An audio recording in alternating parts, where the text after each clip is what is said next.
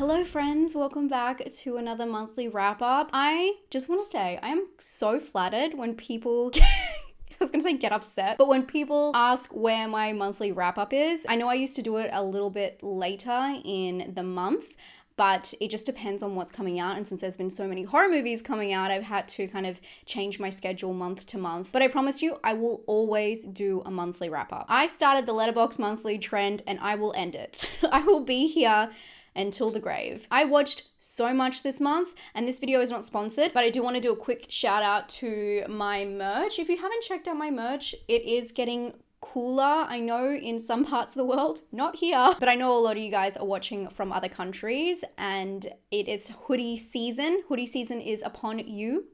It's always hoodie season in my house. But if you want to grab a hoodie just in time for the winter weather coming up, be sure to check out my website, which is spookyastronauts.com. And a huge shout out to my patrons who keep me going. I don't get many sponsorships, and I'm very grateful that I have people supporting me. So thank you again. Let's get into the video. I have so much to talk about. Let's begin. This might be the month I watched the most amount of movies thus far.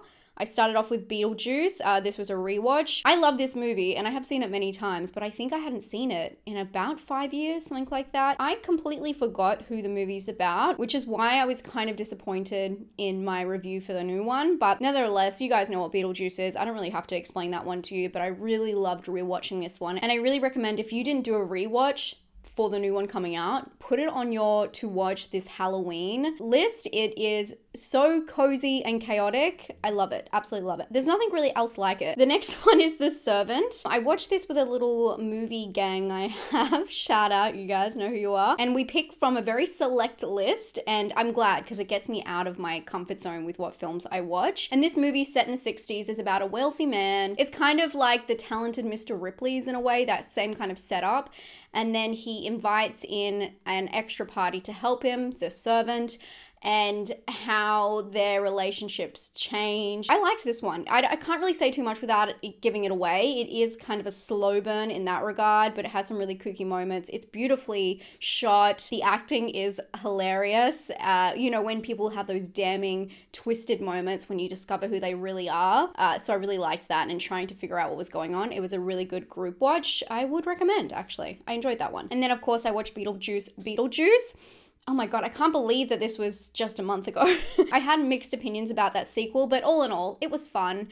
And you're meant to go to the movies for this kind of film and not take it too seriously and have a fun time. It's these kinds of films where I have to do a review and kind of pick it apart for things that I didn't like, where I think it's just intended to go in and have fun. So I can see from that regard why people are just really excited for it to come out. But I think I was really hoping it would live up to the original, especially with the new cast, which was amazing. But I had a really fun time in it. And that end scene, that scene alone made it. I just wish the whole thing was kind of like that, but it was fun. After that, I watched Haunt. I just rewatched this in my kitchen randomly. I have a little screen that we've had for, I don't know, like 8 years. One of those, I think it's like a Google Chrome thing. And I just asked my AI, hey, play Netflix. And this was one of the first movies that popped up. So I just pressed play and watch the whole thing while cooking some spaghetti. I actually really like this film. It's a lot more janky than I remember, a lot more low budget, but I think I just have a thing for these haunts, Halloween haunt movies about haunted attractions, especially, again, around Halloween. And this one is about a bunch of friends who go to this extreme haunt. I love the extreme haunts. It's like the dark part of the web, but for Halloween, you know what I mean? And of course, in this one, all of their fears, their real life fears and traumas are brought out in different themes throughout the haunt. So very much enjoyed this one. It's fun, a little bit janky, but scratches that itch for me. And then I watched The Mugai. This is a Indigenous horror movie that I was invited to a film festival to view. And what happened was so exciting because I've been to parts of film festivals. They have them all the time here, especially international film festivals or films focused on, Italy, Spain, Germany. But this was a film festival for Australian film, Cineoz, and I was not only invited to one of the screenings of it, it was where the jury came in to do the final prize for the film festival. I had Rachel Griffiths sitting in front of me, and it's just really fun for me as someone who reviews films, talks about films online. I come from a fan perspective. I have a filmmaking background, but I come from a fan perspective foremost. And so it was really interesting seeing other people judge films. It was a very Inception moment. But The Mugai, again, pregnancy horror in a way. It is a film about a couple who bring home their second baby, and then an entity that is connected to a story from their past begins to take hold.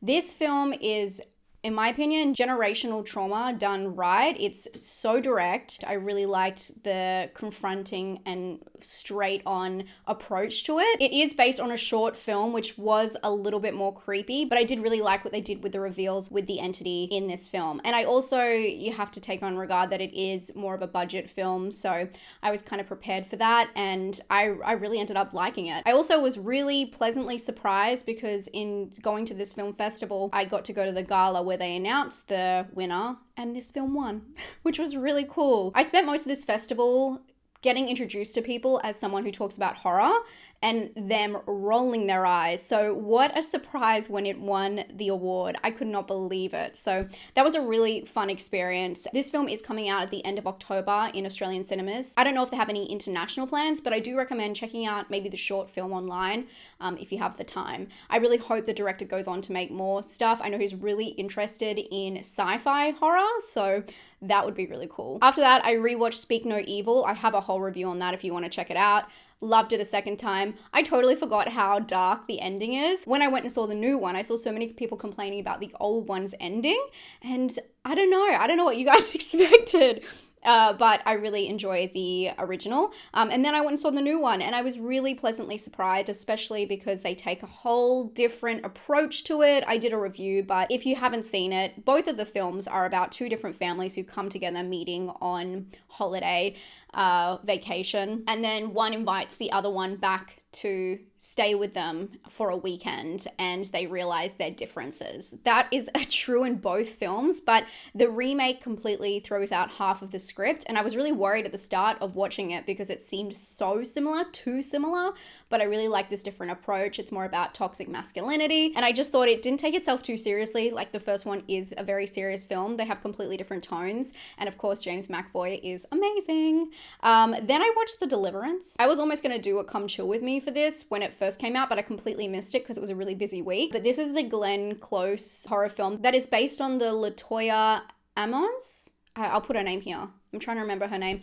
It's based on that case, and I'm very familiar with that case, believe it or not. I did a video on it many moons ago, probably a decade ago. So I was really excited to hear that it was being turned into a Netflix film. But this film is bizarre. There is a scene in it that kind of went viral because it was so intense in a bad way. But it is about a single mother who is struggling to keep her family together, and there is a dark presence in her home. It's a very weird film. I would not recommend it. It's a very weird film. I don't know how I feel about it still. I enjoyed seeing how they kind of told the tale, and I wonder what nuggets of information in there are true that I didn't know before. I can't tell what's true and what's fake and what's exaggerated. So yes, that was a weird watch. Anyway, after that, I watched Idle Hands. I did this as a group watch on my Discord. I love this film, although it has not aged the best in some regards, but that's always going to happen with teen horror. But it's just so silly, goofy, funny, good time.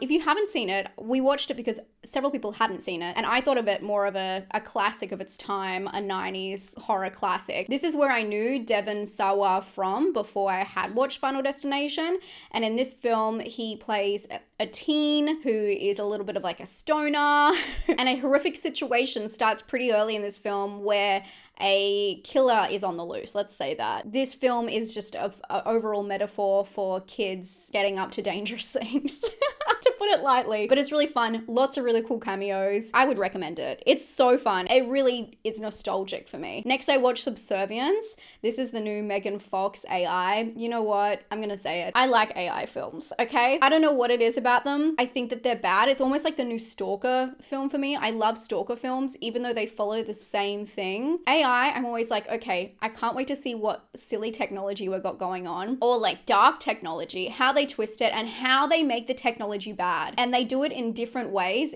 but it always is the same result, if that makes sense. But I'm always interested to see how they set up this amazing technology so someone wants to bring it into their house, and then how they twist it and say it's evil. Because 9 out of 10 times, every time they list off why this technology is amazing, I can't see the fault. Like the pros outweigh the cons. Get Megan Fox in my house, let her clean up, let her cook dinner. I don't see the issue. Yeah, sure, she might kill me and can I say that online? So this film was no different.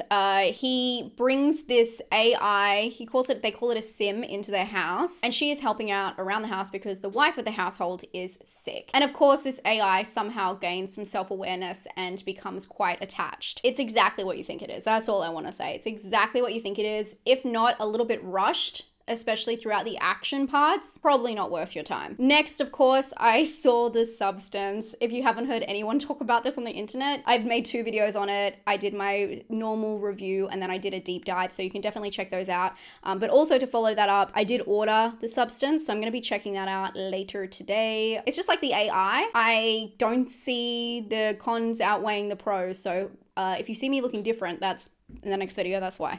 Next, I watched Death Becomes Her, which is really interesting to watch after The Substance because there is, I don't know whether I'm just connecting 2 films, which you can do with any 2 films. There's always going to be something that's similar, but it really does share some themes. Death Becomes Her, which is getting remade, by the way. I watched this with a bunch of girlfriends, which was really fun. And this one stars Goldie Hawn, Bruce Willis, I always forgot he was in it, and Meryl Streep. It's about revenge served cold for no real reason, to be honest with you. But about the fountain of youth that is found and 2 women whose ancient rivalry kind of bonds them together forever. It's a really good watch. I'm really interested to see how the remake comes out. Okay, after that, I watched Red Rooms. This was another rewatch for me. I've seen this before. Absolutely adore this film. I think it gets better with a second watch. Such a strange one though. I did do a review on this, but it's a French-Canadian film about a woman who is sitting in at a court trial as a visitor observer, and how she is connected to the trial. And the trial is about something very, very dark. So it's more of a court trial. It's a slow psychological drama thriller, and it's unlike anything I've seen. I like when things completely take me by surprise and you have no idea where it's going. And that film, the whole time, I was confused. And I love that it's very ambiguous because the film as a whole really isn't about what you see, but it's more about the idea of how we are obsessed with crime and that realm of things. I just really love the whole philosophy of why they made that film. Okay, then I watched Dinner in America. I just saw a bunch of people watching this, I'm not gonna lie, on their letterboxes, and I was like, why is everyone watching this film? I am in 2 thoughts about this film, and I wanna tell you guys, I can't spoil this for you, so I'm just going to tell you what helped me get through it. This film, the first 40 minutes of it, which is a lot, makes you want to turn it off. Purposefully. I've never seen a film like this. It is so excruciating to watch. The language, the over characterization, just the way it's put together, it's horrific. The whole thing, I was like, why am I watching this? Why are people loving this film? I don't understand it. It's meant to be people saying it's like an indie love story, and the first 40 minutes is unbearable. I watch a lot of disturbing shit, and this really disturbed me because it was so lighthearted but so rotten to the core. Once you get through it, I can understand the appeal. There is a great payoff in this film, and you have to get halfway through to kind of really feel it. I felt like it was over really quickly for how damning and how much it really relies on you to stick with it for the start and for everything to kind of unravel. But at the end of the day, it's not actually meant to be taken seriously. I do appreciate it for its originality. You can see a lot of people love it. It's a very strange film. I would recommend it if you're looking to challenge yourself, but the first 40 minutes really really tested me. After that, I watched Trust. This was at the Italian Film Festival. See, I told you I go to film festivals sometimes. And this is a film I've been waiting for quite a bit because Tom York did the soundtrack for this film, who I love dearly. And this is a drama, like a psychological drama about a man. It's based on a book. It's about a man who tells his love interest a secret. She really wants him to be in this relationship and deepen their bond. So she asks for him to tell her a secret that no one knows. And what she hears changes their whole lives. It is a journey film. I love the setup and the idea. Like what I told you is great, but past the idea and the concept, and when you kind of understand the dynamic, there's not much more. And I would love if someone's read the book, please, if someone's read the book out there, we need to get in contact, okay? Because I have questions that weren't answered in this film, and I just want to know if the book is the same. So if you have read the book, just let me know. Yes, the book is the same, and you will know what I meant. But you can see a lot of kind of mid, but there's a lot of threes. I feel like the average here, is kind of 3. I enjoyed it. It's beautifully shot and beautifully put together, but I was just really tested by it. Then I watched Cuckoo. Come chill with me for this one. I really enjoyed it, but I didn't find myself thinking about it too much afterwards. It didn't really stick with me the way I hoped it had. But it was a fun experience, and Dan Stevens wasn't too intense. So no, I love Hunter Schafer, and I think that it was a kind of like a wholesome but sad movie at the same time, which is a really interesting balance. But I would expect nothing else from the director, who also did Luz, which was such a strange film. So I kind of expected it to be offbeat, but yeah. An interesting, fun watch. Go watch my Come Chill With Me if you want more info in that one. Then I watched both of The Hills Have Eyes, the original and the remake. I liked the remake a little bit more, which was really surprising to me to go back. But we talked about these in my Does This Offend You that I do with Vicky every month. I believe this one was on my channel, so you can go check out that whole conversation. It's all full of spoilers. But if you haven't seen The Hills Have Eyes, it is a film about a family that go across America, and they wind up in the middle of nowhere where this group of people start hunting them. You know, that typical story. It is directed by Wes Craven, and it definitely has a social commentary on America, the American dream, and the American reality. And then the remake is really interesting because it's a little bit more clever in the way it conducts itself and the story it tells in terms of what this family is doing in the middle of nowhere, and gives a bit of a background and talks about testing on humans. And I really enjoyed this one. It's really hard to watch though. The scenes are a lot more intense in the remake for sure. After that, I rewatched The Substance, and then I watched this one, Kumare. This was not what I thought it was, by the way. I mean, I knew what it I should rephrase that. It was the film I thought it was, but I was so blown away by this film. Oh my God, guys, I cannot. I don't want to cry. I might cry. You know me with film. I love crying about it. I'm either screaming or crying. That's the two extremes. But this film is so beautiful. It's a documentary. If you like documentaries, write it down right now. It's a documentary about a comedian. I think he's kind of a comedian, and he decides that he wants to expose how people, I guess in the Western world especially, follow gurus and how people would blindly follow along. It's set up as a kind of like a gotcha moment where he's going to try and get this traction, but it turns into something else. I mean, it is hard to watch in some regards because you feel so much for the people in it, but it is actually a story of hope, which I was not expecting, and it hit me in my feels so deeply. That was such a millennial thing to say. I'm so sorry. I had a problem with it at the start because I was worried it was going to be about these people who wanted to believe something so deeply and then being extorted, but it really isn't, and it really changes. So I was really impressed by the direction it took. After that, I was in a little bit of a documentary mood, so I watched Some Kind of Heaven, which is a documentary about a retirement village in Florida, and it's the good and the bad. It's, you know, people living it up and finding community, and then people not doing so well, and very personal dramas, not so stereotypical stories as you would expect. Very intimate. Yeah, some of the stories I can't believe that they shared willingly. So I thought it was really beautiful, and actually makes me want to retire in Florida, and I can't with the Florida heat. So more the humidity, I guess. For a Good Time Call. Oh my God, have you guys heard of this film? My friend Victoria said after I put this up, I haven't seen anyone else watch it ever, but this is on Netflix in Australia now. For a Good Time Call is a really cute indie comedy, and it has everyone in it, just like a guest star, has so many random people. Look at this list, has so many random, Kevin Smith, so many random people in it. And it's about these two women who end up as roommates, and one is a spicy call hotline, and how they end up making it into a business and their friendship. And it has a lot of puns, and it's just really well done about their friendship for each other as well as the sexual side. So it's a really interesting watch. I really enjoyed it. You should definitely check it out. Oh my God, this next one. If you're going to watch anything this month, watch this film. I don't know how much to say because this film was so good to go on blind. So good to go on blind. This is such an interesting film from so many perspectives, and I have had so many great conversations after people saw I was watching this, and you guys all blow me away. You're all so smart.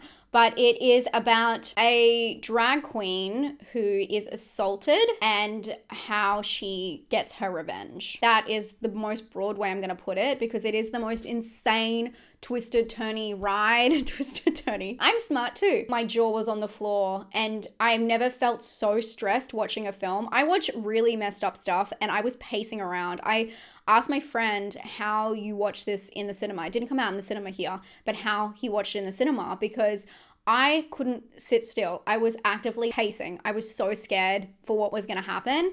This film toys with danger unlike anything I've ever seen. I really liked listening to a lot of people's perspectives about it, because it is such a raw and vulnerable look at sexuality being perceived, and then also the toxic traits of both parties. And it's done in such an exact way that there needs to be more films like this. It's so powerful. The conversations that come out of this film are insane. So you guys are here for recommendations. I'm telling you, write this one down. I would say this is a disturbing film, but in the same time, it's just like a hard to watch film because it's so raw and so real, and it's done in such a beautiful, poetic way. Maybe beautiful isn't the right way to say it, but I really found it to be touching and scarring at the same time. What a powerful film. This is cinema. This is cinema. Nicole Kidman, girlie, we got it. We got it. Wrap it up. Definitely write this one down. I don't want to say too much more about it because I really don't want to spoil it. But the performances of both parties, especially the chav, so well done. I 100% believe that these people, and it was like a fly on the wall situation. So the directing and the story, just perfection. Okay, after that, I watched Sleep, which I did a review on. This is a South Korean horror, which was at the top of Letterboxd's best of 2023 last year, even though it wasn't on wide distribution. By the way, there is the new Letterboxd so far of 2024 out, and some of the picks are so random. I think this is worth your time though if you like South Korean horror, although there is a couple of Japanese films that I feel like are quite not similar in story but have the same effect. I can't say it without spoiling them, but I think a lot of you guys will really love this one. You just have to stick with it for a while because it does feel like it's following a formula, but that's for a reason. Has a very clever ending that is super satisfying. So definitely check out Sleep, and it's on VOD now. I would highly recommend checking that one out. Then I watched Wonka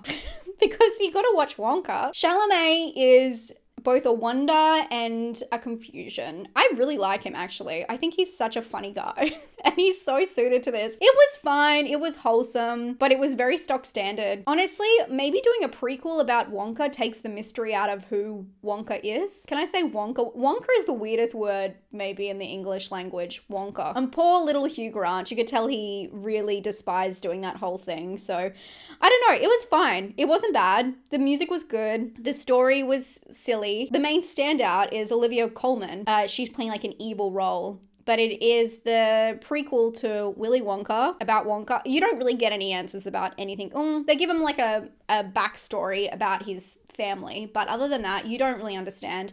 And I kind of like that they didn't explain him too much. It must have been a really weird film to see at the cinema. I didn't see it at the cinema. It's just a weird film, but that's what you expect, so you can't really fault that. After that, I hate that I've just done Wonka with a 3-star and now I'm going to go into a classic and give it a 2-star. Please forgive me. I did not like this film and it's a classic film, but I'm going to be real, guys. I have to. I have no choice. I'm really sorry, but This, I just didn't enjoy. Personally, I didn't enjoy it. This is Black Narcissus. This is a classic. It's a cult classic that I checked out. Again, watching a film out of my comfort zone, which is good. But for me, I can understand where people are coming from, but it is like a very much a product of its time. And I'm getting revoked from every single list I'm on right now. This is about a group of nuns who are sent to a little town in the Himalayas. They're trying to establish a school and a hospital and get these children saved. But from there, their plan comes apart by several different forces. Let me say, it is beautiful. It is a beautiful film. Although a lot of the backdrops are painted, I absolutely love that style. And I think it's just mesmerizing. But I found the story to be quite slow, but then erratic. Yeah, there's just a lot of things I don't really enjoy seeing. Let's put it lightly like that. I think there's a lot of really problematic stuff going on here. It's a product of its time, and of course we can still like things that are problematic, okay? I'm not saying that. But I really just didn't feel anything for any of the characters in this film. And I'm gonna stop talking about this now because I feel like I'm in trouble. I'm sorry guys, I didn't like one of the classic films. I'm sorry. After that I watched something from Tiffany's and I also didn't like that one. This is TikTok clips striking again because I watched some clip of this movie from TikTok and I was like, I need to check this whole film out. And it was as bad as it said. Something from Tiffany's is about a weird circumstance that happens in Tiffany's where two people collide and there is a mix-up. And from that, it changes the course of their lives. It's a very Christmassy kind of horror movie. I'm so used to saying horror movie. It's very Christmassy, but it didn't make much sense. None of the film made much sense. And it was forcing the situation so hard, which really isn't, I don't know, it just didn't seem like this whole perfect coincidence, miracle situation. After that, I watched 8 Eyes. This is on Shudder, just randomly decided to watch it. I actually really liked the stylization. It's meant to be a 70s exploitation kind of feel. And it is about a couple who are on a trip through Serbia and they meet this local crazy kooky guy. And guess what? They follow him down a freaking dark alley. Not really, but kind of. It's this psychedelic trip of danger and everything that, yeah, you know what's coming, but it's kind of fun the way it unravels, especially with the stranger danger. It kind of reminds me of the Hostel situation with him on the train and he's eating the salad with his fingers. That kind of stuff where you're like, dude, this is not good, but it's intriguing. It was very clear on its intentions and it pulled it off. So I would recommend. After that, I watched The Front Room. I have complex feelings about this film.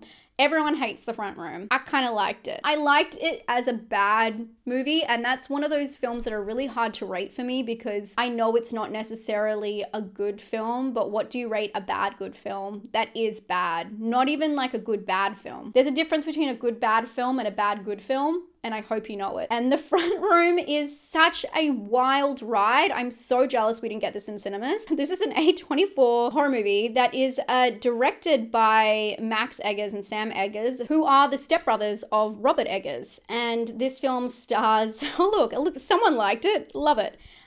Stars Brandy Norwood and Catherine Hunter, who is the most insane person I've ever seen in a film. So basically it's about Brandy and her husband, another pregnancy horror, which was a theme this month, and they have to get in touch with his estranged stepmother who wants to come and live with them. And she is crazy. There are so many layers in this film. It's got religious layers, racism, and Brandy, I love her so much. I did not realize this, but recently I was reading about how she put in her contract, I don't know if it was just for I Know What You Did Last Summer, but she put in a contract as a black woman, she cannot die in a horror movie.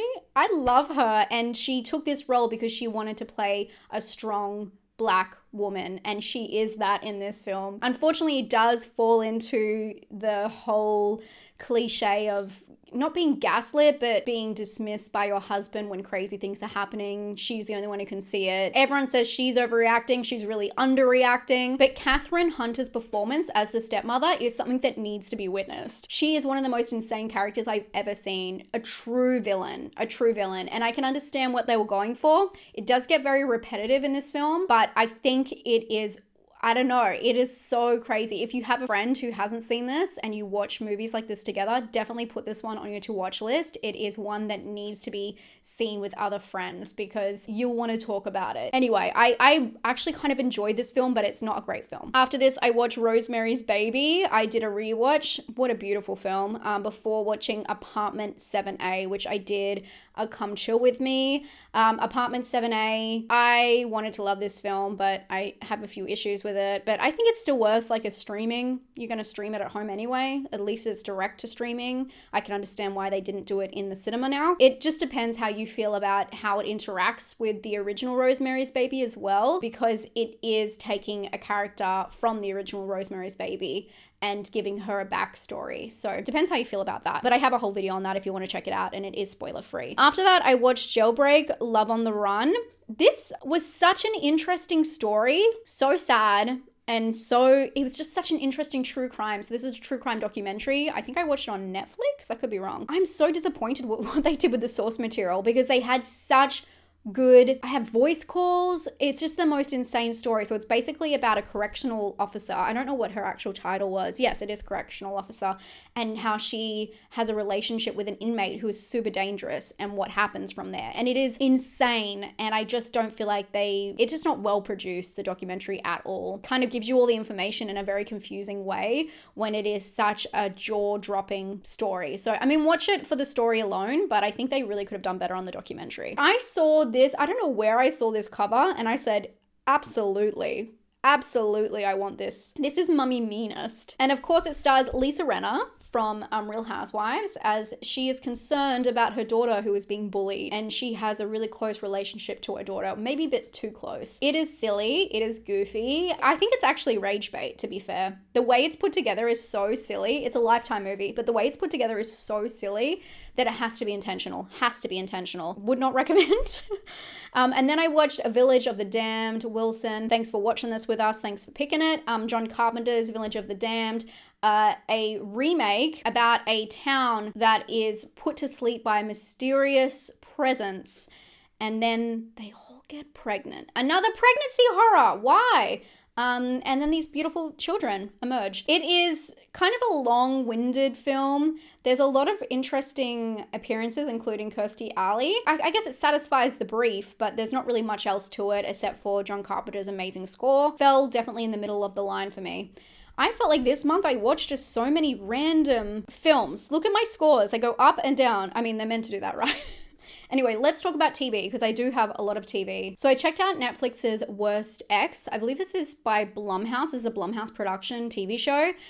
There's a series of this. There's Worst X and there's Worst Roommate. I actually watched an episode from both. They are insane. If you like a little bit of true crime before bed, check these ones out. I only watched a couple of episodes from each, but I would recommend probably them both. Just insane stories which follow someone's hopeful downfall after just really torturous things that they do. It's very true crime. It's not, just whinging about people. It's very much actual crimes being committed. And I have slept on these for a long time. And as soon as I said that I was watching one of them, so many people said, oh my God, I watch these all the time. It's so insane. So if you hadn't heard of them, I thought it was important to mention them.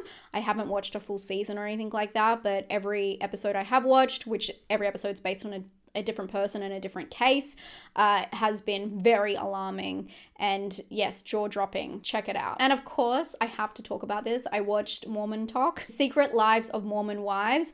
I have never seen a reality TV. Well, I mean, I have, but this reality TV show in 2024 is like non-existent. I love a lot of reality TV shows, and the start season of a lot of them are before they get famous, and it's just this bewildering ability to be so raw and so vulnerable with a camera in your face or several cameras in your face that are following you around. And now social media is what it is. It's very rare that people act that way on camera anymore because they are so aware of how it's going to be edited and transformed. The backlash, really. There's no TV show that isn't overdone. Even the new seasons of Jersey Shore, it's absolutely a different show. Completely. They don't mention things that happen. Even on, Selling Sunset is very fake, but shows like that, so much happens off screen that they don't bring on, and people know what to share and what not to share. This is different in this case, which is bizarre because this show is about a bunch of Mormon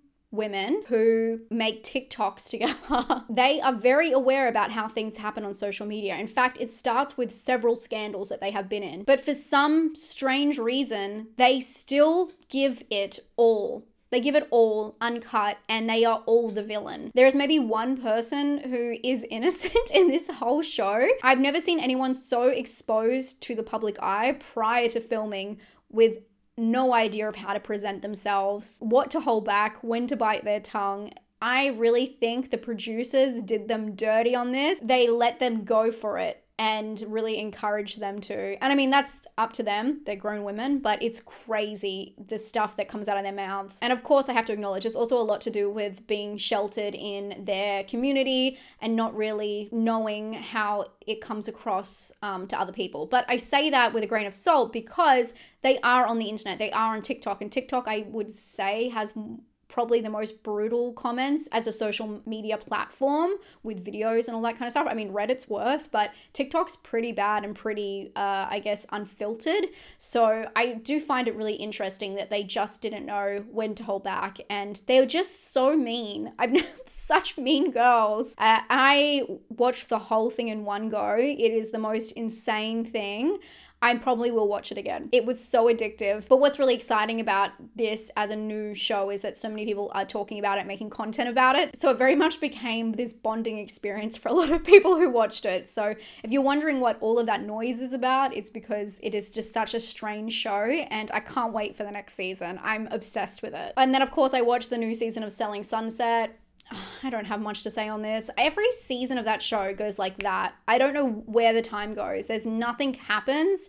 There's always one problem that is blown out of proportion and everyone acts strange. And in this one, they broke the fourth wall and started talking about things that have happened off camera and things that have happened on camera. And they kind of messed up the storyline in that regard because the reality of the reality TV was kind of exposed. And yeah, I just think it's not going very far. It's got to change again. I'm not impressed. Also, that Emma girl is doing such a bad job for all Emmas everywhere. So many people are shit stirring in that show, and they just get away with it. And no one checks anyone who should be checked, which is absolutely crazy. Okay, next. Into the Fire, The Lost Daughter. This is actually something good that I can recommend to you. And this is a documentary 2-part series. It's on Netflix.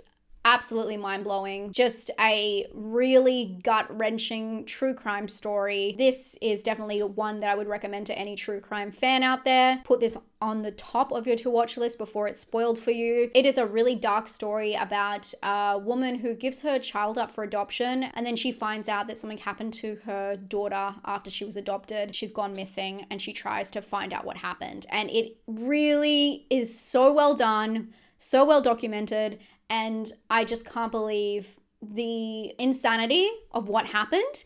And then also how the birth mother came in and changed the course of so many people's lives by trying to find out what happened to her daughter. It is really remarkable because it's a story of deep sadness, but also not hope, but community at the same time. So I would really recommend that one. Okay. I think I've recommended enough. Thank you guys so much for bearing with me. That was a lot. It's gonna be a wild October, okay? So thank you so much for hanging out with me. I really appreciate it. And I really miss doing disturbing content. There's been so many movies coming out recently. So I've done a lot of come with me's and come chill with me's. I really appreciate the people who watch them. I know that they don't get as many views, but they're an important part of what I do here. So thank you so much if you've been watching those videos. I've been dying to do a disturbing video, but I just haven't been able to with so many releases, but I promise it is on my list and it's something that I'm really looking forward to doing as soon as I have the time and space and capacity. But thank you guys so much for being here. I want to thank my patrons again. I hope you guys have a great day. Don't forget to check out my reviews for Sleep and of course Apartment 7A. I'll talk to you guys very soon. Bye friends. Red rum, red rum. That's how I sync my video every time.